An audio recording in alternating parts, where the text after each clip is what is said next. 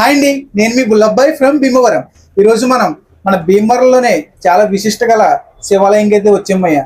ఎక్కడ అనుకుంటున్నారు? మన బస్ స్టాండ్ దగ్గర శ్రీ బ్రహ్మసూత్ర శివాలయంకి అయితే వచ్చాం. ఈ విగ్రహం అయితే చాలా అరుదుగా అయితే ఉంటుందంట. మన ఆంధ్రప్రదేశ్లో చాలా తక్కువ చోట్లే ఉందంట.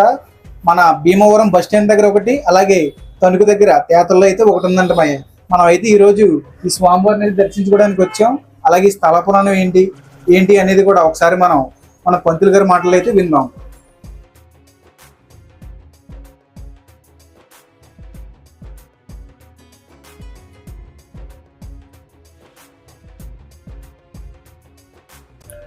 ఓం శ్రీ గురుభ్యో నమః.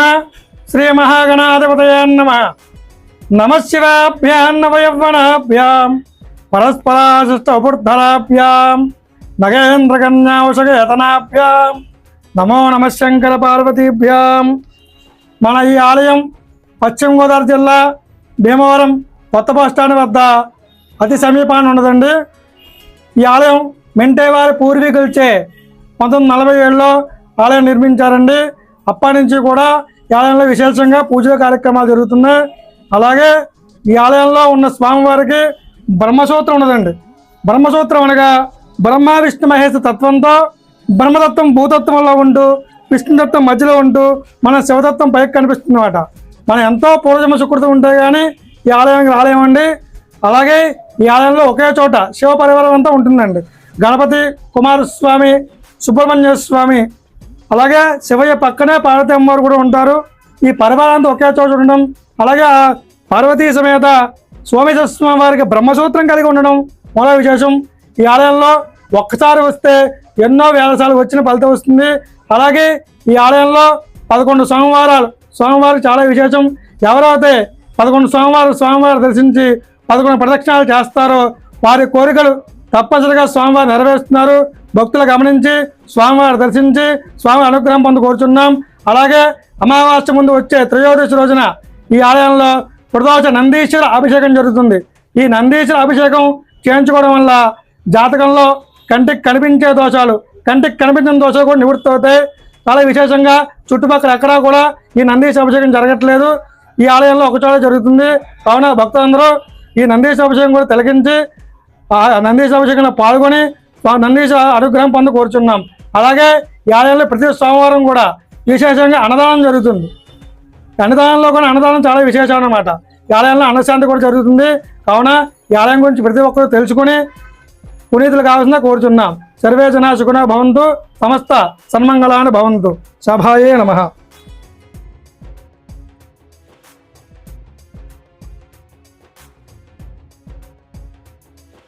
స్వామివారితో పాటు అలాగే ఇక్కడ రాముల వారు కూడా ఉన్నారమ్మయ్య. రాముడు, సీతమ్మ, అలాగే ఆంజనేయ స్వామి కూడా ఉన్నారు. వీళ్ళని కూడా మీరు ఏది దర్శించుకోండి. చాలా అంటే చాలా మహిమగల విగ్రహాలు అయితే చాలా అంటే చాలా ప్రతిష్ఠ ఉంది. మీకు ఏమైనా డౌట్లు ఉంటే అవి కూడా ఏమేమి పూజలు చేసుకోవాలి ఏంటి ఇంకా చాలా అయితే ఉన్నాయి. మన పంతులు గారిని అడిగితే ఆయన అయితే మీకు అన్నీ అయితే క్లియర్ చేస్తారు. ఏ పూజలు అయితే చేసుకోవాలో కూడా అవి కూడా మీరు అయితే చెప్తారు. ఇక్కడ మనం చూసుకున్నట్టయితే అన్నదానం అయితే జరుగుతుందమ్మయ్య. ప్రతి సోమవారం ఇక్కడ స్వామివారి దర్శనంతో పాటు అన్నదానం కూడా జరుగుతుందంట. మీరందరూ వచ్చి స్వామివారి దర్శనం చేసుకుని తీర్థప్రసాదాలు అయితే తీసుకోవాల్సిందిగా పంతులు గారు అయితే చెప్తున్నారు. మీరైతే దర్శనం అయితే చేసుకోండి. ఈ శివలింగానికి అయితే చాలా అంటే చాలా విశిష్టత అయితే ఉందంట. మన ఆంధ్రప్రదేశ్లో 1, 2 ఉన్నాయంటే దాంట్లో ఒకటైతే మన భీమవరంలో అయితే ఉంది. చాలా అంటే చాలా ప్రతిష్ట అయితే ఉందంట. చాలా అంటే మహిమగల శివలింగం వంటిది బ్రహ్మసూత్ర శివలింగం అంట. మీరైతే దర్శనం చేసేసుకుని ఈ స్వామివారి ఆశీస్సులు అయితే పొందేయండి. ఇప్పుడే మనం అయితే అన్నదానం దగ్గర భోజనం అయితే తీసుకున్నాము, అన్నదానం అయితే చేస్తున్నాం.